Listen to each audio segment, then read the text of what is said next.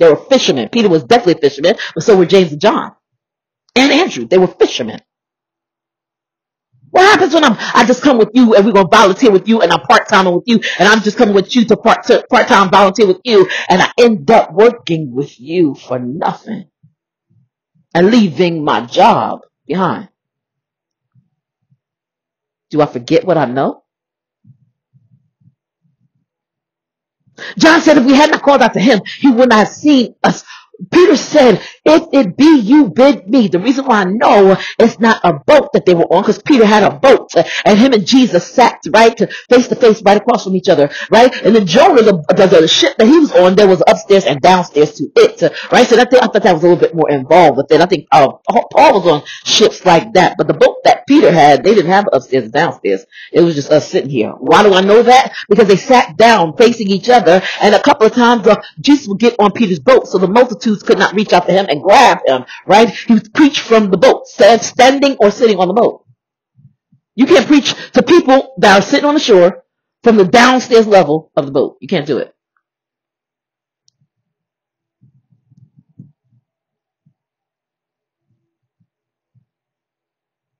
But why I know this is a ship is because you got a whole bunch of people on it. It doesn't say if it's one level or not. I believe it's not. Because I also believe that it's the same boat where Jesus fell asleep at the base of it. And while the boat was tossed to and fro, Jesus, he who is peace, had peaceful sleep and rest on it. Jesus teaches us how to handle our storms. That's what I worry about, my storms. In this example where Peter and John were talking, we see how to walk on our storms, how we treat our storms and walk on them. After you walk on your storm, go downstairs in the bottom of the boat and let it rock you to sleep. Let it put you to sleep. Sleep on it. We say that. Okay, I need to sleep on it. Somebody says something you can't settle. Okay, I need to sleep on it. That means I got to go to sleep and think about it. It's got to roll around in my head. That's not what Jesus said.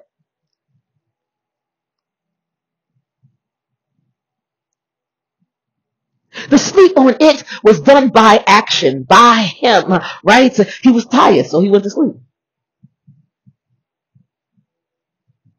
And when the wind started churning and the water started moving, that created a storm for all of them. But when Jesus stood up and said, peace be still, that stopped the storm for all of them. That tells me when I get up with the fellowship, right, even though the fellowship may be going through the storm, when I get up and I start praying, right, so I can stop a storm for somebody in the fellowship that I don't even realize that they're having. I can stop that storm for them.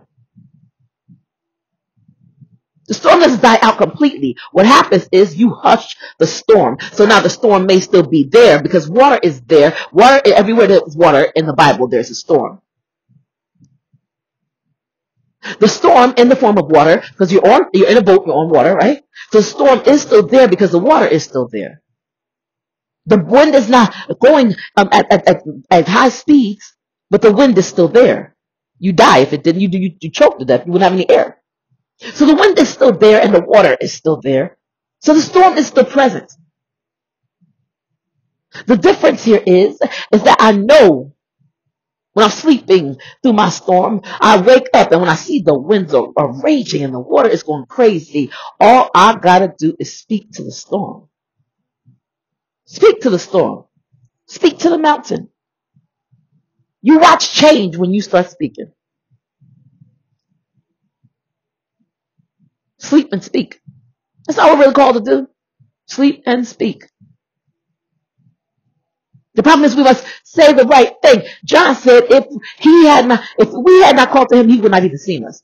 Peter said, if it be you, bid me to come to you on the water. You have two raging ifs facing each other. If we had not, if it be you. The problem with the first one is that if we had not depends on me. If we had not, it depends on what I do. If we had not. But the second one is if it be you, right? If it's all I need to know, if it be you, I'm not dependent on what I do. I'm dependent on who you are, right? John was asked a question about what Jesus was doing. Peter was asked a question about who Jesus is. If it be you, because they all thought he was an apparition. An apparition is something that appears, right? So if we had not called out to him, he would not have seen us. No, he still sees me.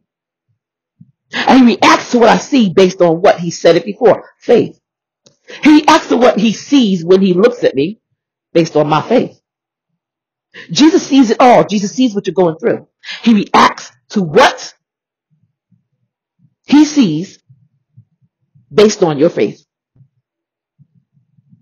If we had not called out to him, if it be you, bid me. So Jesus said, come. That's how you know. Look at the situation. If we had not called out to him, that's my deeds, my actions.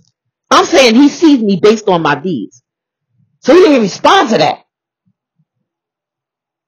When Peter said, if it be you, that's what we know it's not wording, actual words. Why? Because both of the sentences start with if. So one of them was talking about their deeds and what they could do, and the other one was talking about who God is and what he could do. If it be you, bid me. Who God is, if it be you, and what he could do. Bid me.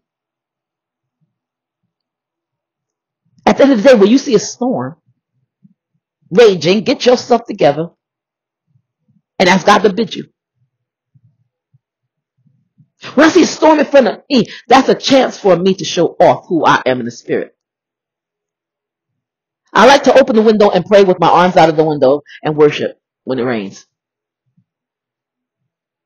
I'm weird. I know. I've been doing this since I was little. I love it.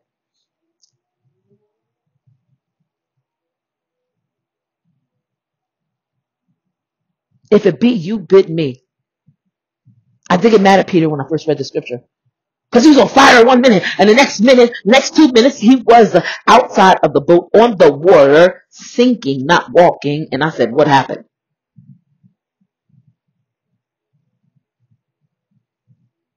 When Jesus got to Peter, Lord, save me, Lord, me, Lord. We did it before. But when Jesus got to Peter, what happened? Jesus put his hand out, reached for Peter, and Peter reached up and was picked up by Jesus. Not picked up, carried. Picked up by Jesus. Did Peter walk on the water? Say why.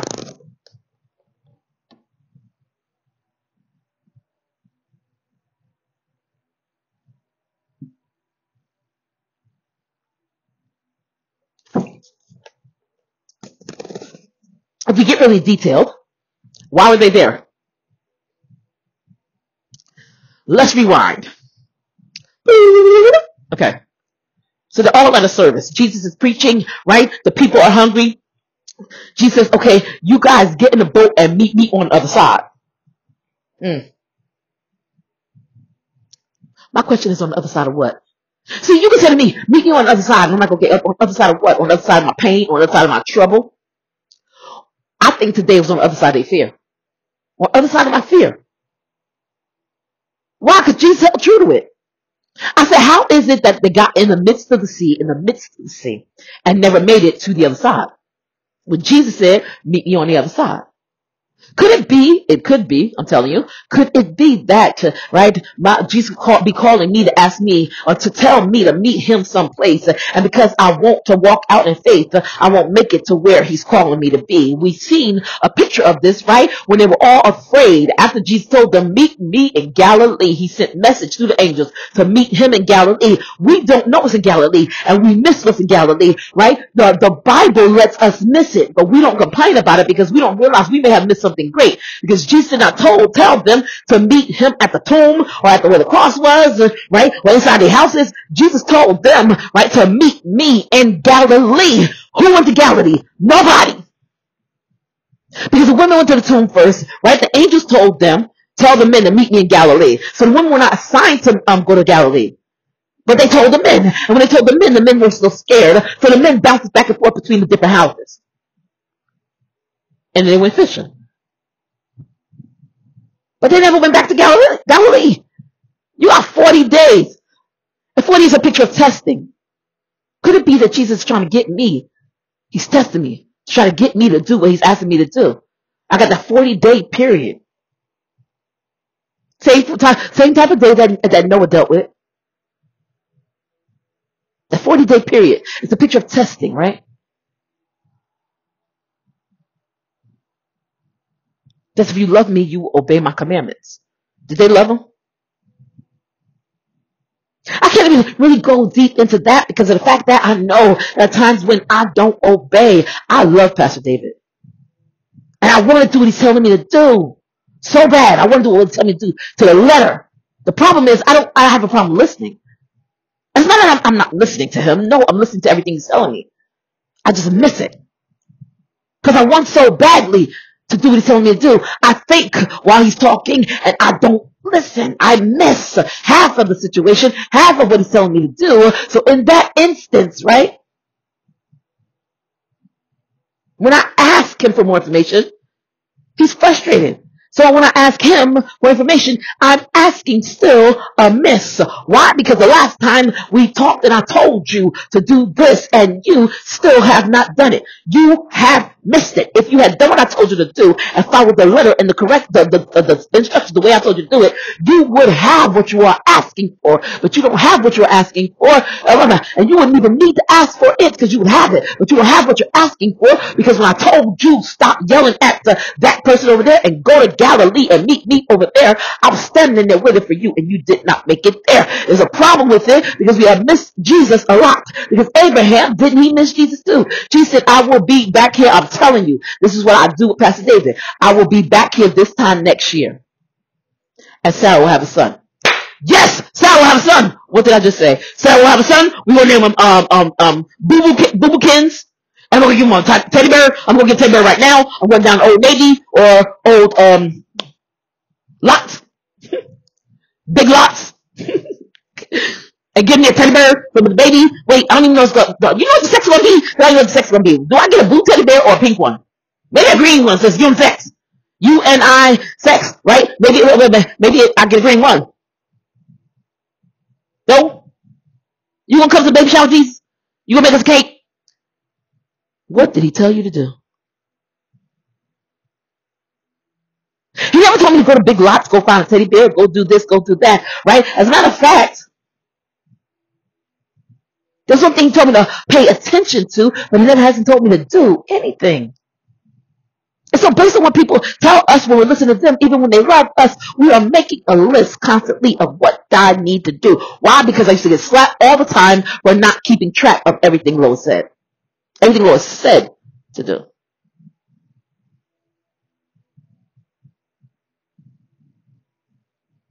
He just told you what he was going to do and what Sarah would have as a result of what he was going to do. And what you take out of that is, I need to go. Right away, he said, I am going to do, Sarah will have. So you, Abraham, say, then I am going to go. That's not what he's telling you to do. Here's why it matters. Based on Jesus' first statement, I should know what my next step is. What my next step with God is. Based on Jesus' first statement. What was his first statement?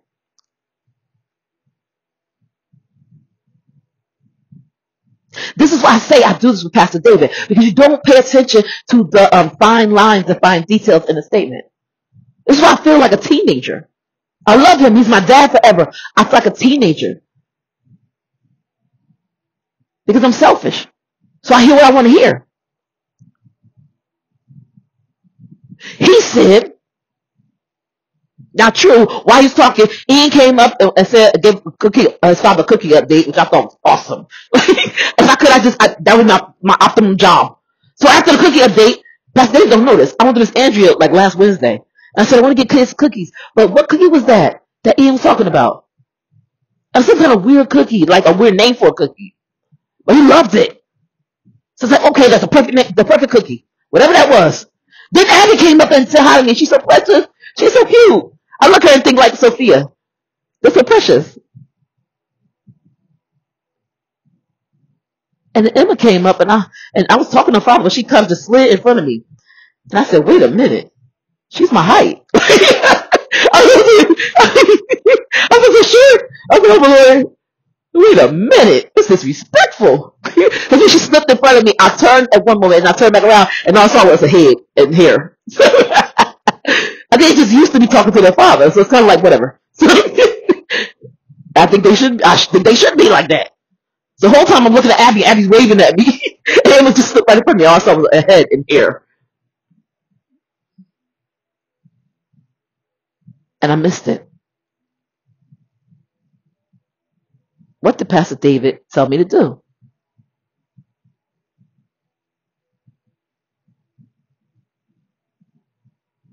What did Jesus tell Abraham? Abraham could have went in his tent. We changed the tents of things. And so things get intense for us. Abraham could have went up in that tent, put his hands behind, both his hands behind his head, and uncrossed his legs and went to sleep. Because Abraham was not given anything to do right now. Abraham, and then he said, I will return sometime next year. Abraham had almost 365 days to do what Jesus was asking him to do. But here's the thing, right? All he's asking us to do is stay in relationship with him. Stay on our knees. Because when Abraham needed a kid, he was in God's face every day. We know it's true, right? They had a relationship because of the fact that Abraham said, and God said they were friends, right? God called Abraham his friend. That's big, right? I could call God my friend all day, but sometimes I think God look at me like, your face. You have a bad countenance, Jim. You have a bad countenance. Change your face. Fix your face. You've been listening to Pastor David, Jamie. I don't know. You've been listening to Pastor David. So I don't know if you're my friend. Abraham had one thing that he needed to worry about. What was it? He said, return this time next year and Sarah will have a son. From that, Abraham got, I need to go get a teddy bear. Not literally. But my contention is that Abraham was not where he should have been. Because in the beginning of that, Jesus said, I'll return this time next year. And Sarah will have a son. Now, Abraham put all his focus on the Sarah will have a son. And someone says, as if when Pastor David says a sentence, I put all my focus on the predicate of a sentence. Not the subject. When the subject is the basis of content for the sentence. But this is why they had us do that in the school. Whatever you look for, you have a paragraph, and then you look for the main idea. What's the main idea of the paragraph? Oh, that was so annoying. Because you can think it's the main idea. I don't think like everybody else. But you can think it's the main idea of the paragraph, and everybody will get it. I think artistically. So I think of what I can see. So what is main to me is not main to everybody. A whole bunch of things could be going on. You get apocalyptic, and I need to know that my dad loves me. That's it. I need to know that we are okay. If we are not okay and everything's falling apart around me, I'm a mess. But if we are not okay and everything is perfect around me, I'm a mess. I can't function. I'm walking around, and even in my mind's eye, my apartment looks different. It looks a mess. So I'm constantly cleaning things that I've already cleaned that don't need to be cleaned, or picking up things that don't need to be picked up because they know where to put them. Because I just can't keep myself in a seat. Why? Because my dad is mad at me. I'm a mess. Right? But when Jesus said, because Abraham sees like me, he saw a visual in his head of this is my son that's coming. So when my son comes, I can say, this is my beloved son, in whom I am well pleased, because my name is Abraham, right? I did it. No, you didn't. He said, return this time next year, and Sarah will have a son. Okay, Lord, take care of Lot. You've done enough. The statement changed, right? Just like on the boat or the ship between Peter and John. The statement for Abraham changed when he said, okay, Lord, take care of Lot.